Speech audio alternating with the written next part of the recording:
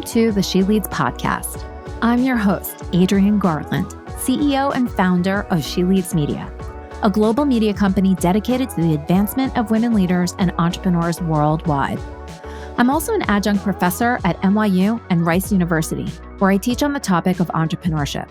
I'm a mom to two wonderful young men and married to my best friend from college. Join me each week as I dive into raw conversations with remarkable, uncompromising, and inspirational women entrepreneurs and leaders. My hope is that these conversations and their advice will encourage you to put yourself out there and gain the visibility that you and all women deserve. We're all about stripping away the sugar-coated conversations and moving boldly in the direction of our magnificent dreams. For far too long, women have been conditioned to soften their words, modify their actions, and show up in the world to conform to outdated at best and harmful at worst cultural norms and ideals. Why? To keep those who are outside of the power structures from gaining power, prestige, wealth, and influence. This has prevented women from being recognized and respected as the powerful leaders that we truly are. The She Leads podcast is here to shine the light on all the incredible women, to encourage us to show up, speak up, and showcase the amazing work we do.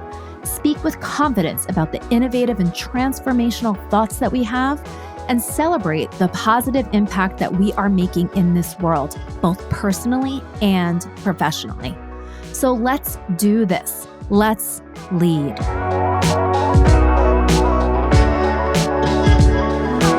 Hello, and welcome back to the She Leads podcast. Today's episode is brought to you by the She Leads Live 2024 conference. It's our 10th anniversary conference for women entrepreneurs and leaders, and it's taking place in New York City at Civic Hall on October 18th and 19th. So, one of the things that we are talking about at the conference is how to get visibility to grow your business. And that's why today I cannot wait to welcome my next guest. Her name is Michelle Glogovac, and she's a former corporate aviation executive. But now she's the CEO and founder of the MLG Collective, a podcast PR agency and award-winning author of How to Get on Podcasts. Oh my gosh. Known as the podcast matchmaker, Michelle specializes in working with entrepreneurs, authors, and experts to be podcast guests and expand their stories. Can you understand why I'm so excited to speak to Michelle today? Welcome to the She Leads podcast, Michelle. Thank you, Adrienne. I'm so excited to be here and to get to talk to you. Oh my goodness. I am so excited to talk to you. First of all, you are doing and have done all of the things that we are constantly talking to the She Leads audience about. Launching a podcast, guesting on other people's podcasts, writing books, right? And getting media coverage. I just saw your article in the Costco magazine where your book is now carried, which is amazing. But all of these things that you are doing, you're really walking the walk of what you teach other people to do. So we're going to dive into all of it because we need to hear it all. But I'd love to sort of understand your story a little bit too, because so many people can relate to starting out in one thing and then switching to another. So you were a corporate aviation executive. How did you sort of move into being an entrepreneur? You know, the first part was a total fluke. I went to school because I thought I wanted to be a lawyer. I have my bachelor's, my master's degrees in law, and I needed a part-time job in college, and I could walk to the airport. I went to UC Santa Barbara. So I walked and I became a customer service rep at the General Aviation Terminal and quickly became the bookkeeper and the head of HR. And when I graduated, they gave me a salary and benefits. And I was like, yeah, this is great. I don't have to job search. I am staying right here. And I was living in Santa Barbara. So you can't really beat that. And I stuck with it and just climbed the ladder, worked for a few different companies. I sold jet fuel to corporate flight departments. So I got to meet wealthy people, celebrities. It was a pretty cool gig.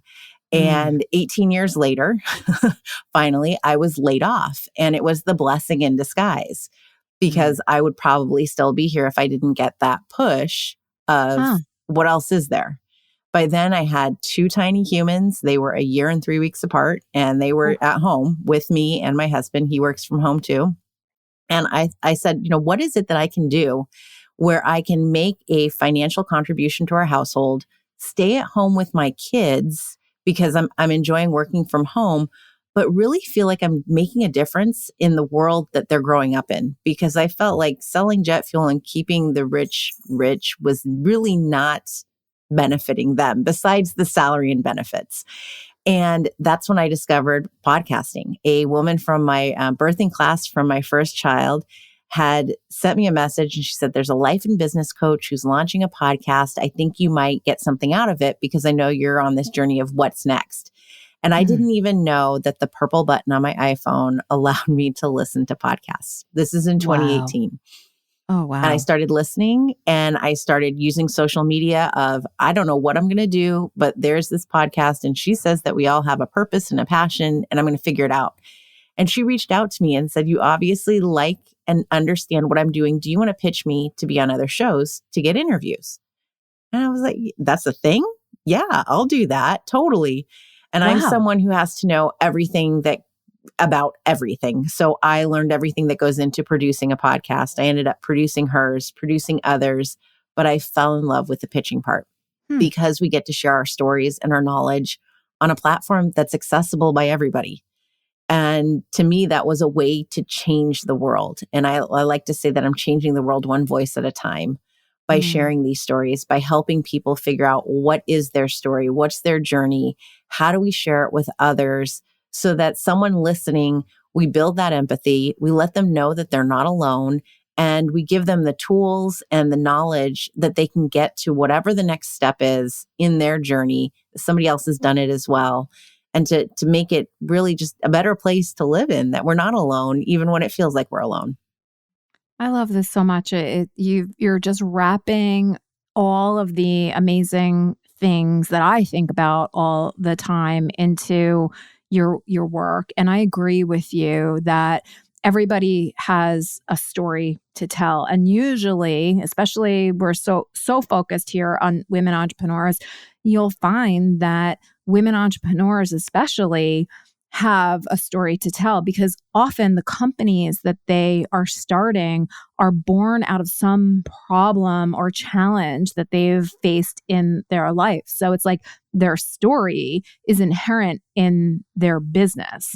And that's a great thing, I think, to use as fuel to start the business, but sometimes that can get in your way of growth because it's so personal.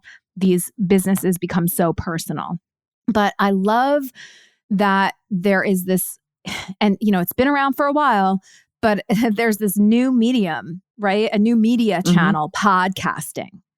And I think there's two camps of people that understand exactly what you're saying, that podcasting has tremendous power, right? And we'll talk about this Podfluencer term that we were discussing a little bit before we got on.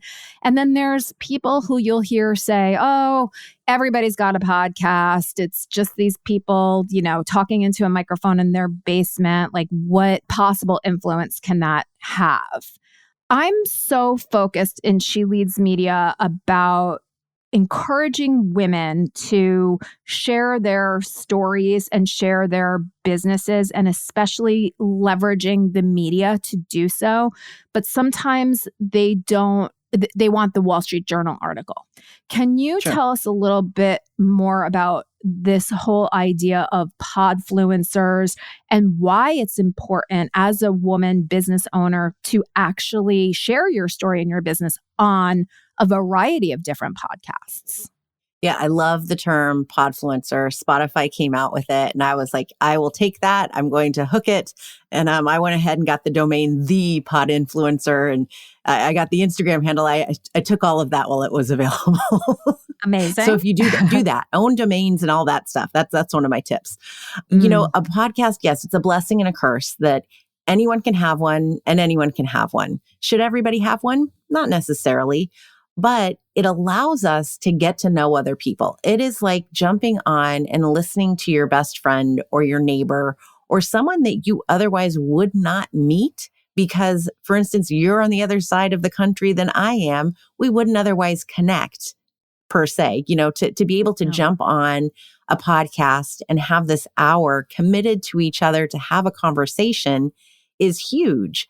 And I think also that I know from my perspective as a host, I share things that I love. I share things that I'm interested in. And people who have the same interests and values and everything else will listen to my show. And when I say, I loved reading this book or I loved this product, this is how I've used it, this is what I got out of it, people buy it. And I know it because the moment I post about a book that I just read that oh my goodness, I loved it and this and that and the other, and I'm going to interview the author because they're amazing too. People go, I bought the book. I actually had someone reach out and say, Wow. I hope you really did like it because I went ahead and purchased it after I heard you say that you liked it. And they can trust me. And that's the big part of a podcast is that people who are listening trust what the host is going to say. And when the host extends an invitation for you to come on their platform, that trust is now extended to you as the guest. And everybody who's listening is going to understand that you're a trusted source. And so that's why it's so, you get this that you wouldn't otherwise. It's not like a commercial on TV where that they paid for this. Podcasts, first of all, do not pay to be on a show. That is that is not earned media. That is paid. That's advertising. So don't pay for it. And so people know that you've earned this spot. You have earned this hour, whatever time allotment it is, to be on this show, to share your knowledge because it's valuable. And so that's why being on a podcast is such a big deal. You're also talking to a targeted audience. Who's reading the Wall Street Journal versus who's tuning in to a podcast. You also have the longevity of an interview. The Wall Street Journal, it's here today, gone tomorrow. What's the next article that comes up? A podcast is living forever on various platforms. And if done right, it's also living on websites and social media. And we can repurpose them so that they keep coming up. So you get so much more content and lifespan out of a single interview than you would out of a TV show or an article per se, unless it's an online article and people start Googling it and whatnot. There's so much more on a podcast because you're sharing it with your audience. I'm sharing it with mine. And there's that ripple effect as we continue sharing and we're tagging and we're collaborating and we're making it bigger than this 30 minutes, 1 hour of us being together. It's now huge, the ripple effect. Yeah. And for all of those reasons, it's so important for a woman entrepreneur not to necessarily have her own podcast unless that is something that she feels like she can commit to and leverage for her business. But even just guesting on other people's podcasts. And one of I don't know if it's mistakes because I get it, but I see one of the mistakes that guests on podcasts make. And it's that, they've taken the time to either have their PR agent or themselves pitch themselves to the show. They come on the show, they dedicate the time and have this amazing conversation. And then I notice that they don't always take full advantage of what just happened in the conversation. And the guests almost expect that it's the job of the host to do all of the marketing. And yes, the host definitely needs to be doing all the marketing, although we all know that it's such a heavy lift and it's difficult, right, to do all the things that we really need to be doing and repurposing the content. But guests can amplify everything that you just said by also taking that content, adding even more context to it, explaining things more. And I don't see a lot of guests necessarily doing that. So can you give just maybe a couple of tips to people who are guesting on other people's podcasts about what they can do to just amplify the conversation and continue that content creation? Absolutely. I compare the whole podcast interview process to a dinner party, where the host is your dinner party host who's inviting you to their home for a meal. They're cooking it, they're cleaning their house, they're setting the table, they're doing all of this effort for you to come enjoy a meal. Do you show up empty-handed? No, you bring flowers, you bring a candle, you do something, you engage in conversation. You don't sit on Instagram scrolling while someone else is talking. And then what happens after the dinner party? Do you follow up with a thank you note? Do you say thank you on the text? Do you share photos? This is a way to thank your host by sharing all of the effort that they've put into this quote unquote dinner party by letting your followers know, I was just interviewed here. And the number one piece of feedback that I get from people as to why they're hesitant in sharing is that they don't want to self-promote. And I'm going to tell you right now, it's not self-promotion. It is allowing your audience to know where you have just shared your story and your knowledge so that they can gain it for themselves. It's not you saying, look at me. Here I am. I was just a guest. I'm so amazing. I got on this podcast. It's, hey, everybody, I just showed up on She Leads and I shared my entrepreneurial journey. And so for those of you who want to hear more about me or, who want to just get a bit more of the insight behind my story, you should go check it out. It's as simple as that. Yeah. Also, it's that you might have followers who, like myself, I'm a stalker. I say that I love the term in a good way, not in a creepy way, but they're following you and you don't know it. And they might need that one single interview to hear from you for them to go, you know what? Yes, I do want to work with you. Yes, I want to buy your product. Yes, I want to buy your book. And it's that one little interview that is the tipping point. But if you don't share it, then it's not going to tip them over the edge. So sharing it is as simple as create some templates for yourself for social media. I use Canva. I am a huge Canva fan. It's ridiculous. They don't pay me. I pay them. But I create templates for Instagram, for Pinterest, for Facebook, for anyone, wherever it is, so that it's branded. Oftentimes the host will give you assets that you can use. And I've also heard people say, well, it doesn't fit my aesthetic. That's not an excuse either. You can create templates that, have the podcast name, the episode name and number, their cover art, plug that in there and share it. And it's so simple. If it's just plug and play, it makes it very easy. I also create and these are things that I do for all of my clients as well, so that you can, I say you have to repurpose this, but I give them the tools to make sure that they can. We create Spotify playlists for them. Spotify allows you to upload your own artwork. So I do a cover art. It's just an Instagram kind of sized post. And we create a playlist that says Michelle Glogovac podcast interviews. Listen to interviews by Michelle Glogovac, the podcast matchmaker, host of My Simplified Life. And you have a description. And every time an interview goes live, we add that interview to the playlist. And then you have a unique link that you can put on your LinkedIn, because there's a media portion on LinkedIn. You can embed it into your media kit. You can put it as one of your links on your Instagram. You can use that link everywhere. You can also embed that link onto your website, so you don't have to keep adding to it. You just add it on the Spotify playlist and there it is. You can create blog posts out of it. There's so many different things that you can do that are really simple.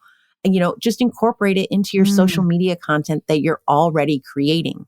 I also download a transcript of every interview that I'm on, every interview that a client's on, and we pull out at least 3 quotes that those can then be turned into social media graphics. Because even though I might think, I don't say anything that's worthy of a quote, but here I was quoting all along Michelle Obama or Oprah in my Instagram, and yet I was throwing out some really good nuggets every once in a while. So we're picking those quotes out and we're turning those into graphics and then saying, hey, by the way, I said this on this show. So go check out that episode as well. So they're really simple ways that don't take a lot of effort or time that you can use to repurpose and to ultimately thank the host. Because as you said, so many guests aren't doing it. And I've gotten complaints from hosts that they don't do it. And so my advice to hosts, if you're a host out there, is to go stalk the Instagram account, go stalk the social media accounts of people who are pitching themselves to you and see, are they actually sharing it? Because then that sets up your expectation of, oh, they never shared an interview before. Why would they start now? Versus, oh yeah, they're sharing every single place that they've been. Therefore, I know that they're going to share coming on my show as well. We could sort of end right there. I think that I'm like, whoa, I love this Spotify list for your media kit. It's brilliant. It's absolutely brilliant because you do want to gather all of the media that you've gotten and you want to give that special attention to podcast interviews. If you are out in the media and you might have like a little blurb or maybe, the expert said this sentence, in a podcast, you can go into so much more depth and give so much more context around whatever that either quote might be or what your opinion is. And that is so critically important. And I also love the stalking tip, especially from a host perspective, because it is hard sometimes. You get some guest pitches and they're really flashy and wonderful. And you take a look at the people on Instagram and you're like, wow, they have, so many followers and everything. And you sort of take a quick glance at it to just make sure that someone sort of is who they say they are. But I often don't look and see if they've shared on other people's podcasts. Although I have to tell you, Michelle, I stalked you on LinkedIn and I see that that's exactly what you do. You promote the fact that you were on other people's podcasts. And I love it because the other thing is that you're surfacing other podcast hosts that maybe they're not as popular as, Julia Louis-Dreyfus, which I love her podcast so much, wiser than me. But, there are so many hosts that are maybe a little bit more niche that are still conducting incredible interviews that offer so much value. And we need to be aware of these because these people are putting in a lot of time and effort and probably money to edit their podcast in order to share other people's stories with the world. So the analogy of going to someone's house for a dinner party and then letting everybody know that it was like such a beautiful experience and why is so perfect. So thank you so much for that tip. I'm creating a Spotify playlist as soon as we get off this interview because that is so exciting. I also see that your podcast, you're 241 episodes in. Congratulations. Thank you. Yeah. 241, you kind of forget. It's a lot. Oh, my goodness. Yeah, that is absolutely incredible. I know that is something when people want to start a podcast that intimidates them. How do I keep going? How do I, keep sharing all this different content? What is your, secret for success and longevity? Processes and templates. Those are the big things so that it becomes a repeatable process. Having a podcast, the number one thing you have to do is be consistent. You have to show up and whether that's every week, every month, every other week, you show up the same time every time so that your listeners know, okay, this is when I can hear from Michelle. She's going to come every Tuesday morning. And it's funny because in July, I had gotten ahead and then I went, it's summertime. I'm going to take a few weeks off. And it was in the third week, I was releasing the following week that I went, nobody has said a thing. Nobody even noticed I was gone. And then poof, there goes the text messages coming off. Are you okay? I haven't heard anything from you in a few weeks. And I went, oh, they are listening. They are expecting. Yeah. And so then I came right back. But that was really, there's only been 2 times that I skipped either an episode or 2 or 3 episodes. And then I came right back. Because it's okay to take a break. It absolutely is. Some people do seasons and that's fine too. Whatever you do, just be consistent in how you do it. And, again, I go back to Canva using the same templates for the graphic. It also creates your brand, acknowledgement that people know, oh, that's the My Simplified Life podcast because I recognize the colors and I recognize the font and it's always the same. It's not boring. It's brand recognition. So, making it as simple as you can on yourself. And, having the same recording platform and having a whole instructions for your guests. Do they click on the calendar link and does that just automatically tell them this is where we're showing up and this is what it's going to be? Just making it as simple as possible.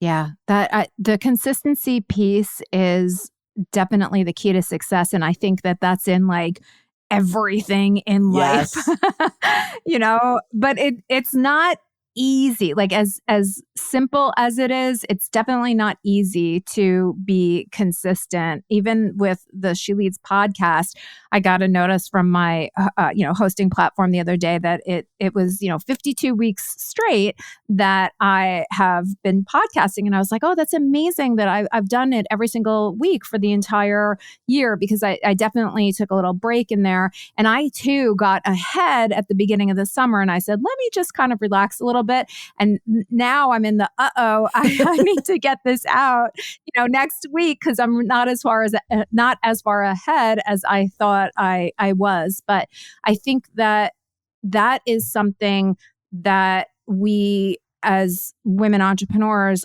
also sometimes maybe downplay, is that people are listening, right? And we do need to always be our authentic, genuine selves, because people are listening. They're listening for clues. They're listening to you over 52 weeks to see if you're the type of person that they want to work with, that has the expertise that they're looking for. I know that I hired a coach a couple of years ago, and it was only after like crazy binging her podcast, I felt like I got to know her and her way of thinking and how she approached things. And that made the decision to hire her so easy, because I felt like I knew her and I knew the advice that she would give me. And I was so happy I did. She's incredible. I don't know if you know her, Eleanor Beaton. I don't, but I will go stalk her. She's actually changed the name. Go stalk her and binge her podcast. She's actually changed the name of her podcast a couple of times. But she is just absolutely fabulous. And I agree with you too. The ability to form relationships, which I talk to my students about all of the time, especially in entrepreneurship. Yes, you need the business strategy. Yes, you need the business model. Yes, you need to be solving the problem.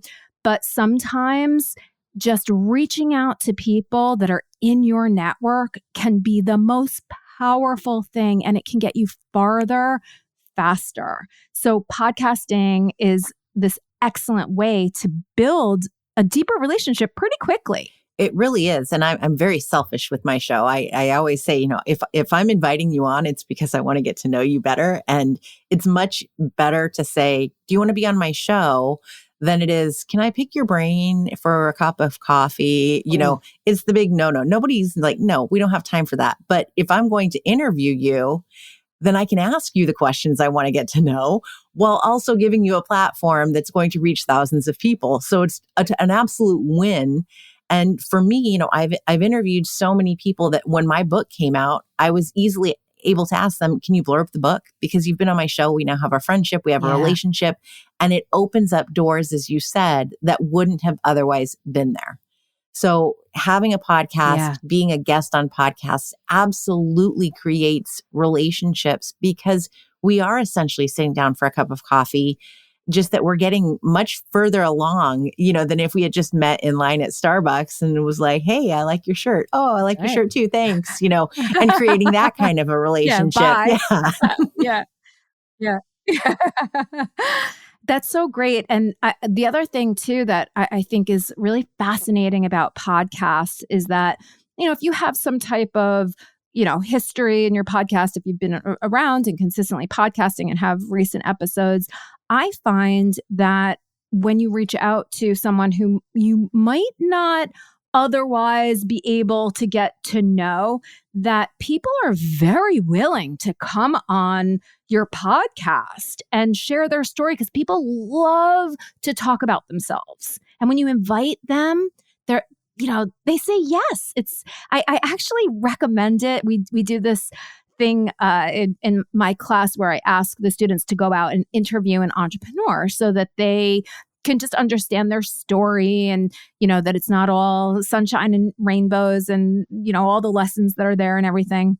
And they ask me like, oh my gosh, like that was such a powerful thing to do, but I want to build my network.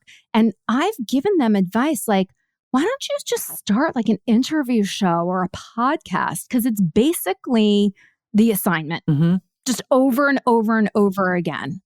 And so I don't really know if anybody has taken me up on the idea or not, but it truly is a way to expand your network, expand your knowledge base. And in a way, like you said, that's win-win for both parties. It truly is. I've made wonderful friends who are then like, can I give you my cell phone number? And then I'm like, oh my gosh, we just took it to the next level. Like, that's incredible. We're now texting buddies. But, it's because we've connected and you get to figure out quite quickly if you like another person through an hour-long conversation. And it's just great that you can invite someone in that way that you want to get to know genuinely. And, you talked about sharing your story and the buzzword authentic. I hate the word, but if you show up and you simply are yourself everywhere, then you are being authentic. You don't have to talk about being authentic. The biggest compliment I get is when someone says, I've listened to your show. I've seen you on social media. Now I'm meeting you in person and you're the same person on every platform. Yes, I am. That is me. Yeah. I don't show up because we do Can you imagine? We see people show up on social media, differently. And, maybe they're decked out in makeup and hair and whatnot. And then you see them in real life and you're like, wow, you're a hot mess. I am who I am, whether I'm on a podcast or you see me at the grocery store, it's going to be the same exact thing. And so if we all just show up in that way, then nobody has to start talking about being authentic because we are just ourselves. I think it's exhausting to have all of these different personas. Like, yes, okay, maybe I won't wear what I have on right now, speaking on stage, but I think it's exhausting to have different iterations of yourself. The easiest way to move through life is to be who you are everywhere that you are. And then, you don't have to play any games. And I think that that's something that social media has, there's a lot of negative things that have come out of social media, but I think that's one of those negative things as well, because people they only put the highlight reel on social oftentimes. And then when they try to be genuine, it's like a false version of being genuine that's not genuine. So that's just a whole mess. Before we actually wrap up, I wanted to talk about, because we talk about this all the time at the She Leads Live conference, we actually give people the opportunity to get up in front of journalists and podcasters, and increasingly television, different magazines, things like that. And we allow the women entrepreneurs to do a pitch to the media.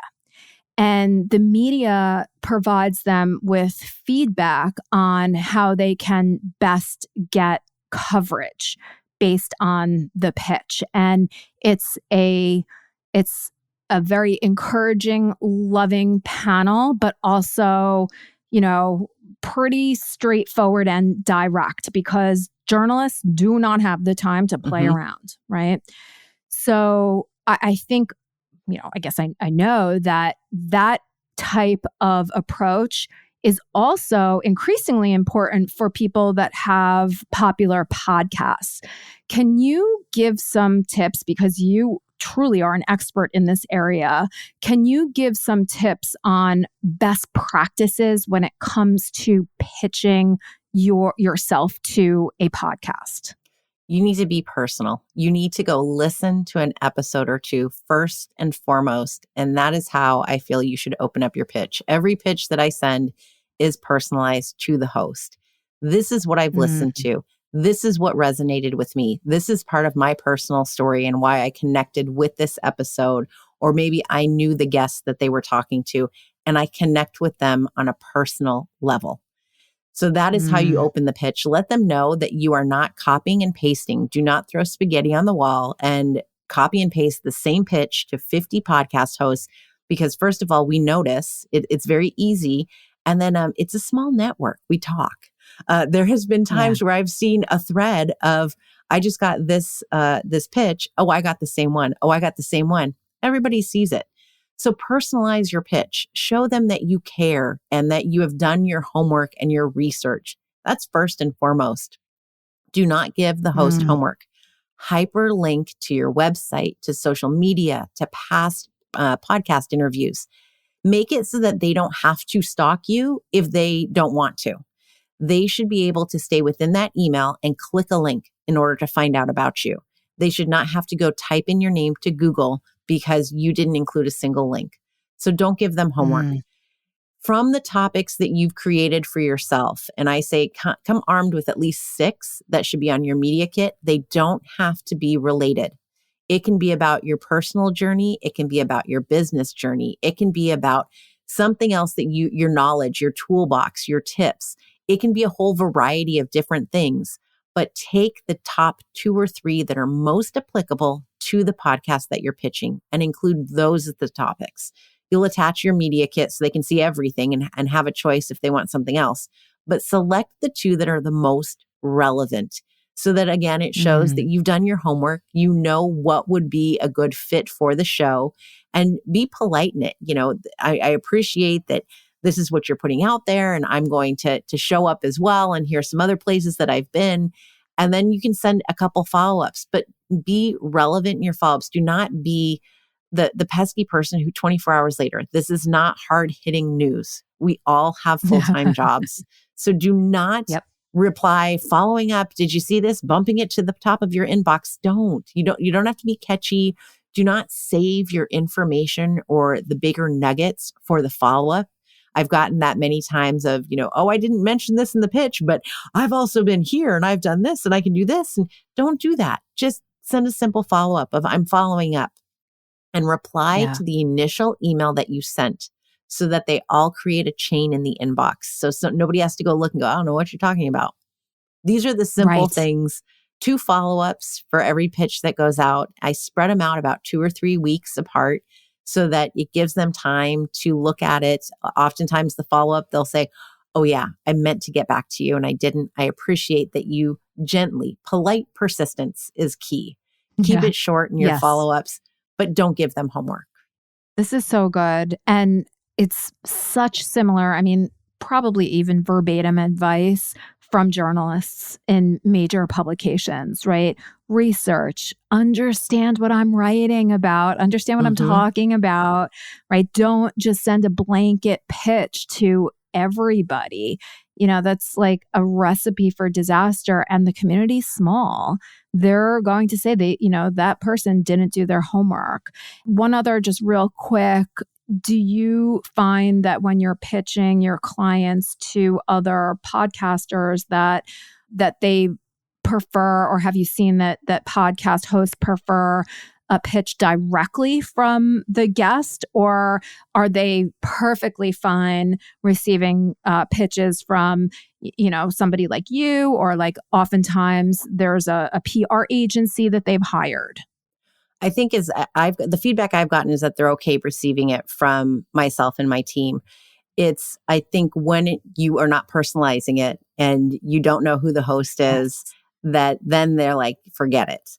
I know that for Yeah. me, when I receive a pitch from a PR agency where it's obviously copy and paste, they don't know what they're doing, then I'm like, I'm really sad for the person that paid for this.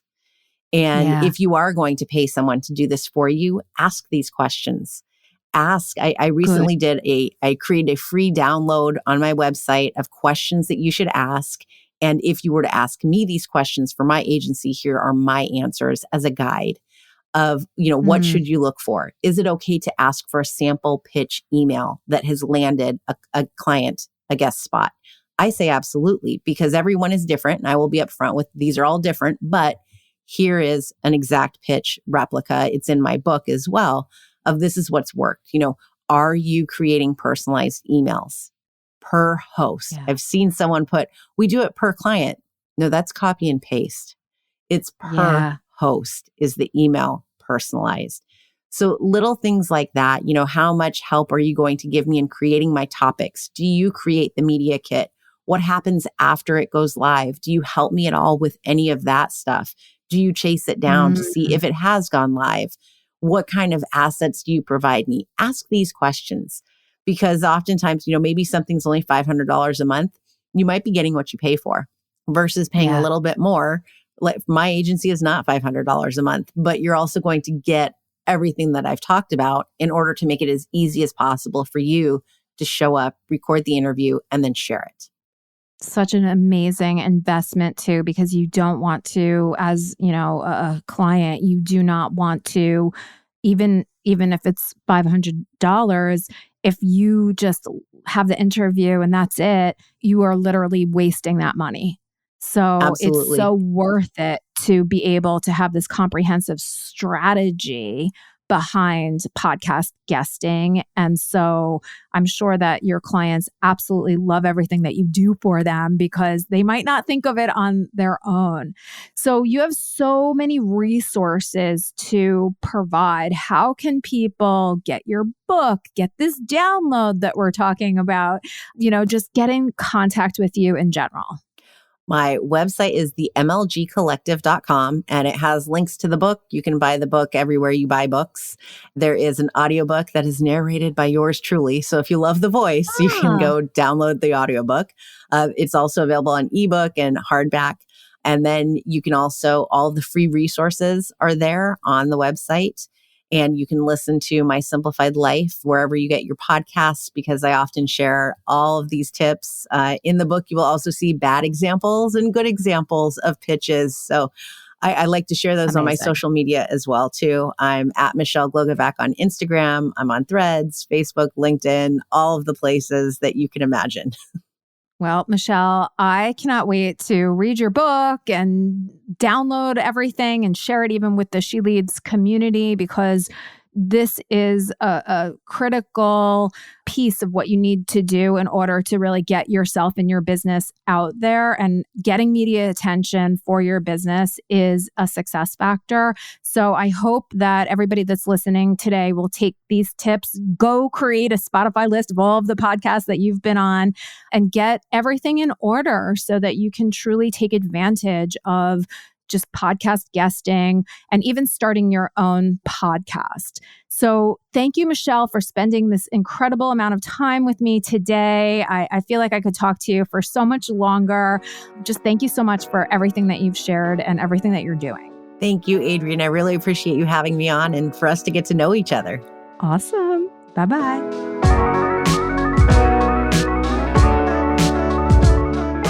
This and all of our episodes are brought to you by the She Leads Podcast Network, the podcast network for women, by women. Thanks so much for listening to the She Leads podcast. If you enjoyed this episode and you'd like to help support us, please share it with others, make a personalized post about what you took away on social media, and please leave us a rating and review on Apple Podcasts. This helps our guests and our show to continue to gain visibility and traction. To learn more about how She Leads Media helps women to gain visibility, you can follow us on Instagram at She Leads Media, or you can head on over to sheleadsmedia.com. If you'd like to network with me and other amazing women, don't forget to join us each year for the She Leads Live conference. Thanks again, and we'll see you soon.